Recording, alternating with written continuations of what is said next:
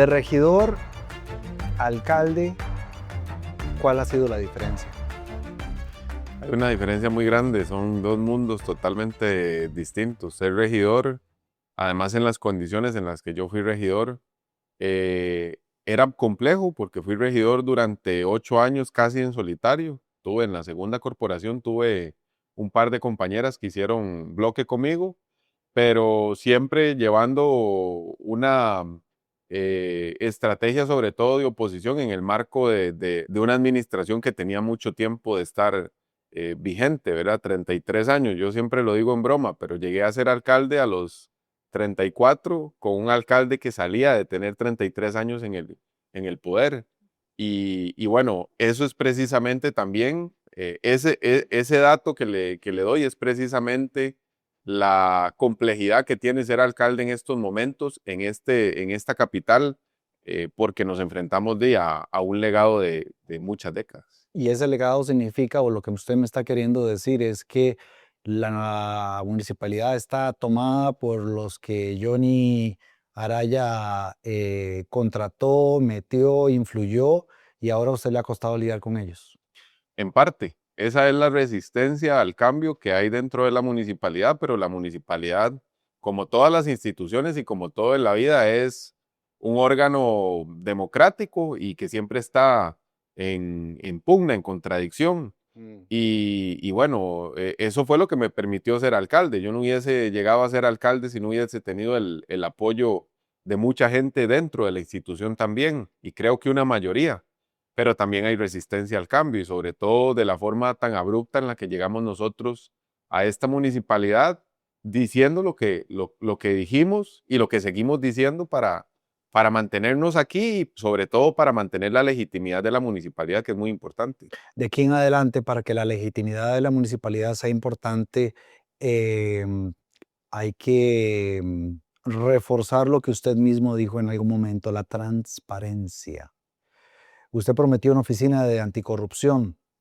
¿Dónde está? Está formada desde el año anterior, es de las primeras promesas de campaña que cumplimos. Ya está conformada, es una oficinita pequeña, pero viene trabajando muy bien y hemos venido dando pequeños golpes dentro de la institución y fuera de ella, no solo en términos de, digamos, porque siempre se entiende las oficinas anticorrupción en términos de persecución de los actos que ya están en proceso, pero también hay una parte muy importante que es la detección de los riesgos y la prevención de esos posibles riesgos que se podrían materializar en el futuro, y eso es también fundamental, con cosas tan sencillas que pueden matar, digamos, cualquier procedimiento que tenga vinculado un riesgo de corrupción. Le pongo un ejemplo, la creación de la digitalización de los trámites municipales. Ya hemos digitalizado 2 trámites municipales muy importantes que matan cualquier discrecionalidad que puede tener un funcionario en ese trámite. Ujú. Y así vamos a continuar. Bueno, eso lo puede hacer una auditoría también. Lo puede hacer una auditoría, pero la Oficina Anticorrupción tiene características distintas y lo hemos detectado precisamente por eso yo lo planteé desde la campaña, porque la Auditoría Municipal durante 33 años hacía investigaciones preliminares y no llegaba a ninguna conclusión y terminaba en recomendaciones que se veían 5 años después. Ahí vimos casos desde la compra de mezcla asfáltica, pudimos detectar, y eso yo lo expuse en una comisión en la Asamblea Legislativa en el 2022, cuando habíamos encontrado informes de auditoría que desde el 2008 habían hecho prevenciones sobre riesgos, grandes riesgos asociados, que nunca se continuaron esas investigaciones y 5 años después habían alertas exactamente de los mismos riesgos. Esa oficina vio el tema de la adjudicación de los vehículos por los cuales usted está, entre comillas, sancionado hoy. No, no, no. Eso lo vio la auditoría y la auditoría le recomienda al Consejo Municipal abrir un órgano director, pero la oficina en temas que tengan que ver conmigo no se ha metido precisamente porque puede haber un conflicto de interés. Porque usted la conformó.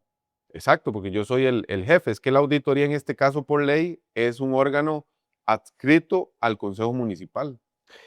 De 30 kilómetros de aceras prometidas, ¿cuántas ya están ejecutadas? ¿Sabe? Bueno, 14 kilómetros fue lo que prometimos en campaña.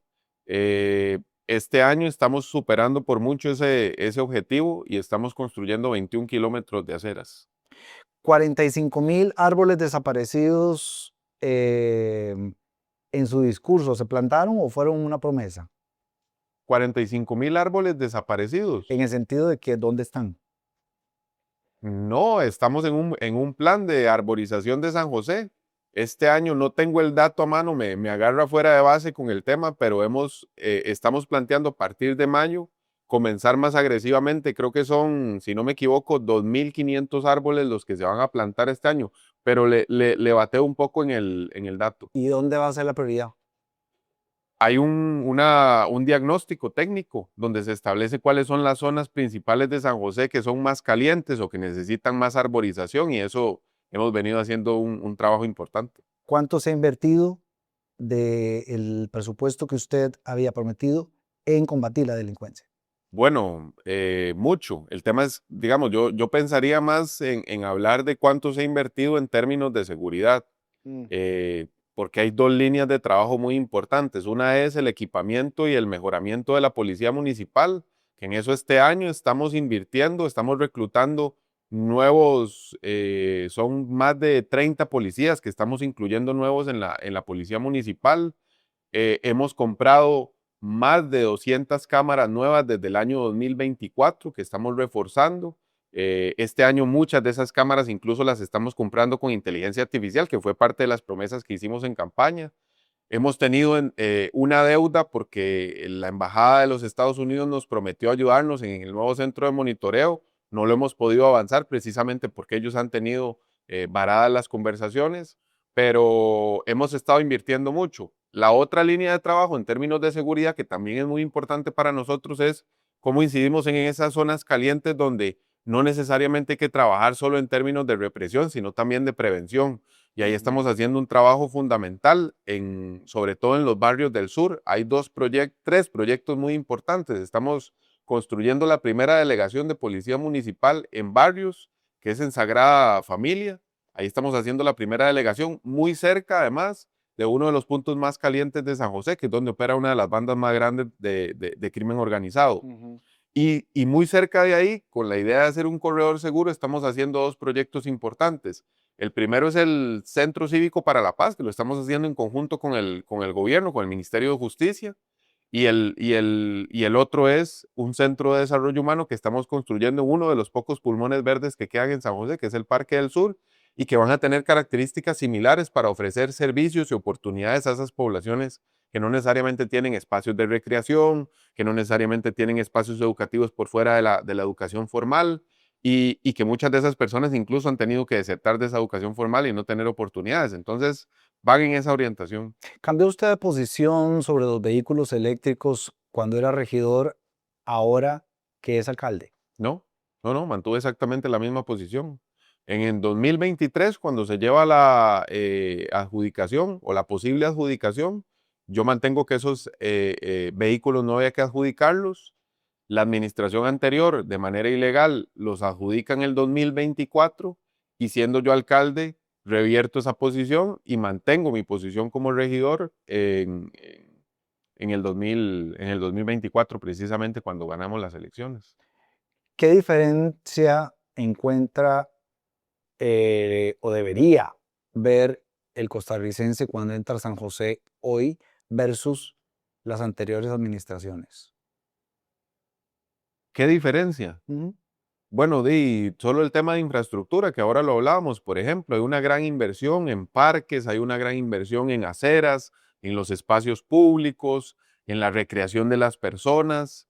Tenemos algunas deudas que no tienen que ver solo con el trabajo del gobierno local y que nos gustaría ver mayores cambios, pero por ejemplo, en términos de las fachadas y de la rotulación, ya se ven diferencias. Nosotros tenemos un plan para intervenir, estamos este año interviniendo 100 fachadas y rotulaciones que hemos venido evidenciando. De hecho, le podemos pasar la información si tienen gusto de verla, pero hemos venido cambiando eso. El mobiliario urbano, por ejemplo, que eran obstáculos en San José, también lo hemos venido cambiando. ¿En qué hay cosas en las que me gustaría avanzar más rápido, pero no es tan fácil? Bueno, en el tema de la limpieza de la ciudad es un tema en el que no es que tengamos una deuda, sino que hay muchos factores que confluyen en que la ciudad se vea de una forma o en algunos momentos del día se vea de alguna forma muy sucia, precisamente porque esos factores confluyen y no lo hemos podido controlar, bueno, todos están en control del gobierno local. Uno de la cantidad de personas en situación de calle que tenemos. Nadie habla de esto, pero desde el 2016 hasta hoy, en 10 años, la población en situación de calle se triplicó en el país. La Asamblea Legislativa, en el gobierno de Carlos Alvarado, introduce en la ley, en el Código Municipal, la responsabilidad de las municipalidades de abrir albergues, pero todas las causas que están ligadas a por qué una persona llega hasta la calle tienen que ver con otras instituciones, el IAFA, la Caja Costarricense del Seguro Social, el IMAS, migración también. Hay muchos factores que están ligados a, a esas situaciones. Y bueno, cuando usted me pregunta qué debería ver la gente, pues la gente debería ver sobre todo que estamos trabajando por mejorar un gobierno local y que eso es un proceso. O sea, que no de la noche a la mañana se cambian 33 años de legado. Sí, pero si usted tiene claro que el problema de las personas sin hogar que genera un incremento en la suciedad de la ciudad o en el mal ver de la ciudad, Ujú. ¿por qué no ha sido más vocal? Lo he sido. Sí, sí lo he sido. ¿Qué tanto? Mucho, mucho. No hay entrevista en la que yo esto que estoy diciendo no lo haya dicho. No hay mes en el que no haya pasado, que no hayamos intentado contactar a las instituciones del gobierno central que tienen que ver. Hicimos una mesa que esas mismas instituciones desde febrero pasado abandonaron. Ahora volvieron algunas, precisamente por observaciones que yo le he hecho a algunas. Una observación que, por ejemplo, le hice a doña Yorleni León, la presidenta ejecutiva de Limas, es que muchas de las transferencias que hacen para las organizaciones de bienestar social que están inscritas en el IMAS, no hay una trazabilidad sobre cómo se otorgan esos recursos y hacia dónde van esas ayudas. Entonces, muchas de esas organizaciones sociales son parte también del círculo vicioso que vemos en el territorio. ¿Cuál es ese círculo vicioso? Un círculo vicioso donde las organizaciones que obtienen recursos muchas veces solo se encargan de alimentar a las personas en situación de calle. Eso hace proliferar, perdón, el mal, los focos de contaminación, pero además ayudan a que esos habitantes de calle sean una gran mano de obra que utiliza el crimen organizado y algunos de los empleadores informales que tiene nuestro cantón. Le pongo un ejemplo que vi hace poco y se lo puedo pasar también porque tengo mucha evidencia. Los habitantes de calle muchas veces utilizan esas ayudas, se alimentan con las ayudas del Estado, pero después van a hacer un trabajo para el crimen organizado. Desmantelan y desguazan, como decimos popularmente, materiales en vía pública. Esos materiales terminan haciendo focos de contaminación. Los restos se los llevan a las chatarreras le pagan, como decimos nosotros popularmente, cualquier cochinada y con eso van a los búnker a comprar. Entonces, esa trazabilidad de esos fondos y lo que está sucediendo en el territorio no es solo responsabilidad del gobierno local, pero yo vengo reuniéndome de manera muy responsable con todas las instituciones. El IMAS, por ejemplo, después de que le hicimos esta observación, ha hecho un par de mesas con la señora vicealcaldesa, que es la que lleva el tema en la municipalidad de San José, precisamente para reorganizar a todas esas organizaciones de bienestar social que están operando en el territorio. ¿Ha pedido usted ya cita con Laura Fernández para hablar de todo esto? Desde el día 2 se la pedí, estoy pendiente de que me la dé. ¿Cree que se la va a dar pronto? Yo espero, supongo que tiene muchas ocupaciones y puedo entenderlo en el puesto en el que estoy, todas las ocupaciones y todas las solicitudes que tenga. Me imagino que ella tendrá que ordenar su agenda en función de las prioridades que tenga y también de la necesidad de atender a los gobiernos locales, que no somos el único gobierno local, hay 84 en el país. Sí, pero este es el más importante. Por supuesto, en términos de volumen y no diría que el más importante, pero diría que es uno de los más urgentes en términos de volumen de población, de cantidad de políticas públicas que se pueden desarrollar en el territorio, etcétera. Efectivamente. Yo le pedí la cita un lunes y para un jueves estaba grabando una entrevista con ella. Bueno, eso habla de las prioridades de la presidenta, pero no puedo decir por qué no me ha dado la cita. Seguirá esperando. Totalmente. Y seguiré insistiendo que me dé la cita también. Ella sí me respondió amablemente, o sea, tengo que ser totalmente sincero, casi que inmediatamente me dijo, voy a buscar el espacio y le respondo. Pero bueno, aquí estoy esperando. Obviamente, cuando uno entra a un gobierno, tiene que acomodarse y yo sí, me imagino que está ocupado. ¿En qué de las promesas que usted ha hecho ha o fallado o todavía le ha faltado por cumplirle a la gente? En muchas, en una administración y en una gestión siempre hay muchas falencias, siempre hay muchas dificultades, siempre hay muchos retrasos.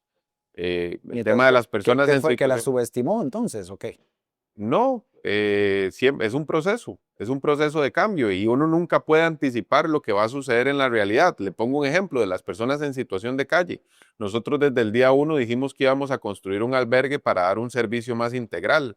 Al día de hoy, hasta ayer, estábamos tomando decisiones por muchos retrasos que no podría contarle todos, algunos responsabilidad de la administración, algunos responsabilidad de otros órganos que deciden que no tienen que ver con nosotros. Em, y bueno, hasta ayer tomamos la decisión de avanzar en comprar un edificio que todavía tiene que pasar por otros procedimientos administrativos. La administración pública es demasiado engorrosa. A veces uno quisiera, Freddy, chasquear los dedos y que las cosas estén hechas, pero lastimosamente, y creo que es un tema social, nosotros tenemos que aprender a ser más serenos, más mesurados y sobre todo más pacientes para tratar de garantizar que los procesos se cumplan y que podamos llegar a ser una sociedad más desarrollada en términos no solo económicos o sociales, sino también culturales, que podamos entender cómo se gesta un cambio, porque no es de la noche a la mañana. La gente está harta de esperar, está harta de tratar de entender, está harta de ingresar a San José y encontrarse una de las capitales más feas de Centroamérica. Ujú. Entender Bueno, eso es más. subjetivo, digamos. ¿Usted no está de acuerdo ¿Con qué? con que es una de las capitales más desagradables a la vista de los turistas de Centroamérica? Bueno, yo he visitado varias capitales de Centroamérica y habría que ver con cuál. No me gustaría hablar mal de otras capitales, pero insisto, o sea, es subjetivo.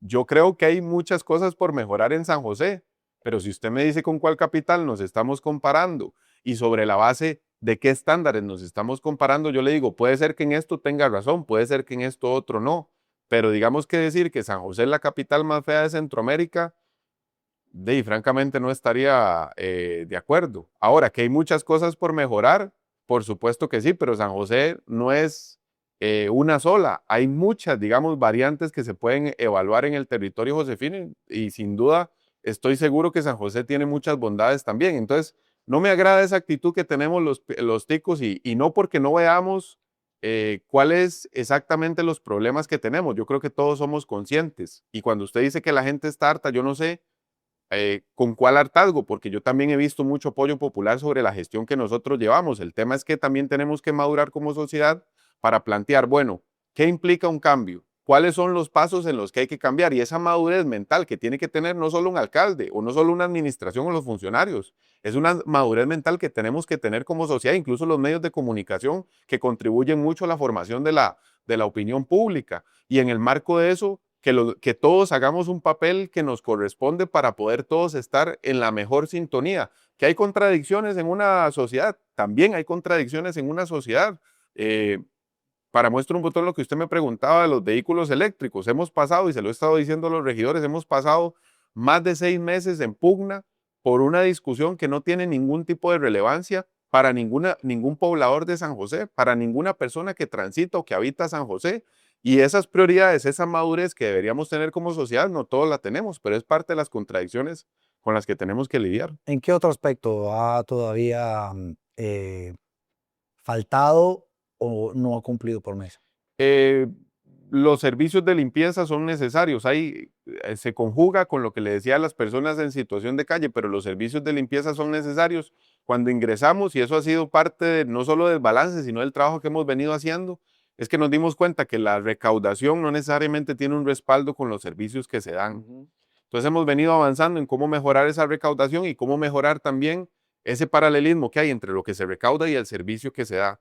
Si no, vamos a tener siempre servicios ineficientes. Le pongo un caso de eficiencia que hemos venido haciendo y esa mejora también nos permite ahorros para invertir en otras áreas o en servicios más estratégicos. La recolección, por ejemplo, le hemos venido cambiando. Nos dimos cuenta que eran rutas muy ineficientes, redujimos las rutas, redujimos los tiempos y nos hemos concentrado en eficientar esas rutas de recolección, sobre todo para tener más recursos para buscar hacer otras acciones en el territorio. Hace un par de semanas hicimos una modificación presupuestaria precisamente para volver a una idea que teníamos desde el principio, que no habíamos podido ejecutar por diferentes razones, pero que es poner contenedores en diferentes lugares de la ciudad y que eso nos permita evitar un poco más, no va a lograrlo del todo, pero evitar un poco más los focos de contaminación. Ya hicimos un experimento desde el año pasado con Calle 21 en Barrio La California. Ahí hay 2 contenedores y han funcionado bastante bien. No dejan de haber focos de contaminación porque también es un tema cultural en el que tenemos que trabajar como sociedad, pero sí hemos mejorado bastante y creo que para este año es probable que ya la gente vea en términos del impacto que va a tener esa contenerización de la ciudad, algunas mejoras de la limpieza, que yo creo que siempre es para mí es una obsesión, sobre todo porque si decimos que somos un país ecológicamente amigable, tenemos que dar el ejemplo y en eso no es solo lo que haga el gobierno local. Yo quiero insistir, y a mí una amiga me decía, una amiga de la universidad, una académica, me decía, hay que pensar en lo que está sucediendo no solo en San José, porque San José no es el único cantón que se ve sucio. Hay que ir a ciertas comunidades. Y ella me decía, hay que pensar en la perspectiva de analizar esto como un desastre lento.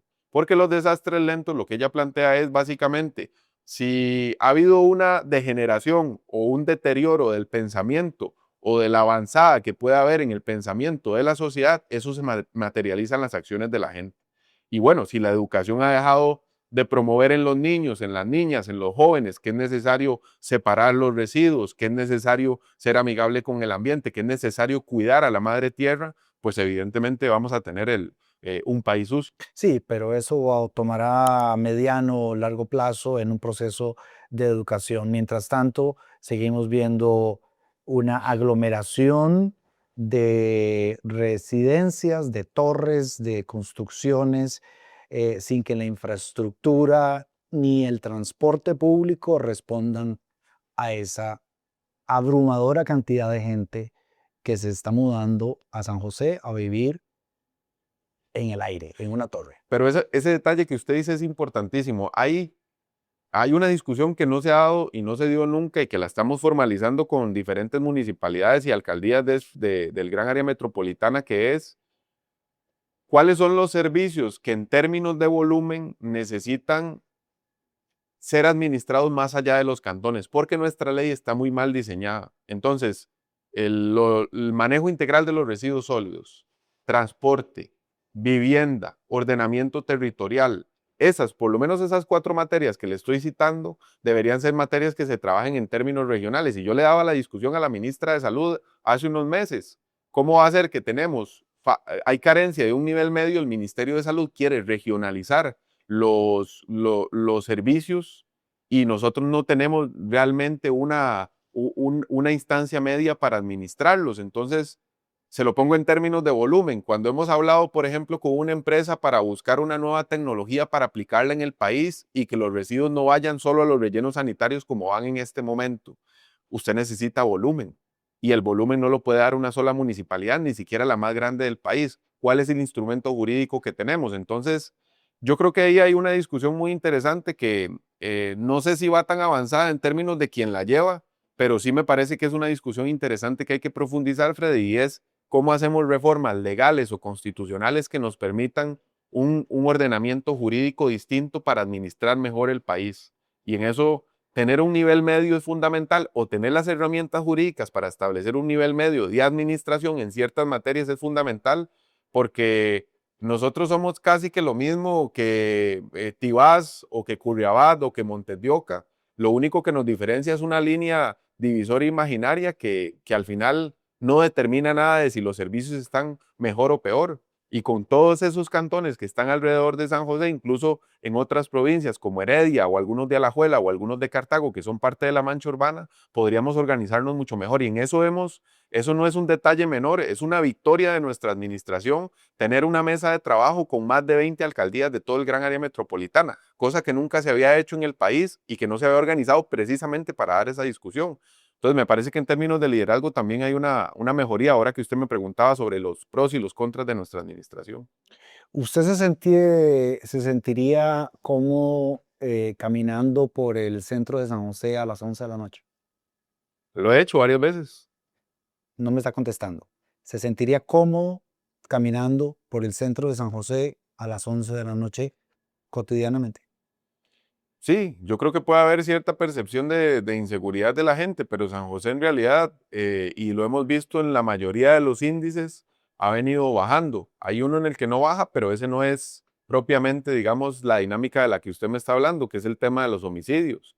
Pero todo lo que tiene que ver con tachas, robos menores, etcétera, eso en San José ha venido bajando, aunque creo que también hay una parte de los medios de comunicación que han intentado posicionar una idea de que San José es una capital insegura. Y bueno, y lo dijo el presidente Trump tirándonos un poco a nosotros, no sé con qué objetivo, pero sí se ha planteado desde diferentes ámbitos que San José es una ciudad insegura. Yo preguntaría, bueno, ¿dónde están los datos? Porque los datos que a nosotros nos presentan la OIJ y el Ministerio Público son datos donde las estadísticas no es que vienen estrepitosamente hacia abajo, pero sí han decrecido muchos de esos delitos y de los reportes de esos delitos.